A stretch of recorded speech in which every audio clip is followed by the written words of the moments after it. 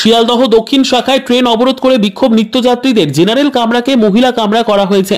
এছাড়াও দীর্ঘ সময় অন্তর ট্রেন চলাচলের প্রতিবাদ করে ট্রেন অবরোধ করে বিক্ষোভ নিত্যযাত্রীদের। শিয়ালদহ দক্ষিণ শাখার লক্ষ্মীকান্তপুর লাইনে ট্রেন অবরোধ করে বুধবার সকাল থেকে বিক্ষোভ দেখাচ্ছেন নিত্যযাত্রীরা। দক্ষিণ বারাসাত, জয়নগর ও বহরু স্টেশনে চলছে বিক্ষোভ।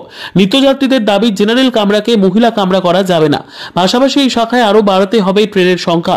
ঘটনার জেরে এদিন সকাল থেকে এই লক্ষ্মীকান্তপুর লাইনে ট্রেন চলাচল বিপর্যস্ত।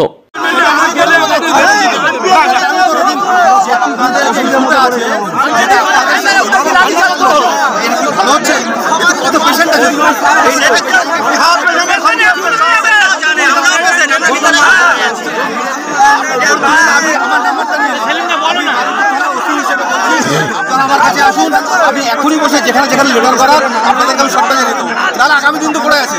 আমি আসলে আজকে ভাবি একটা চলে গেলাম। আমরা যেটা লিখিত আমরা যেমন ছিলাম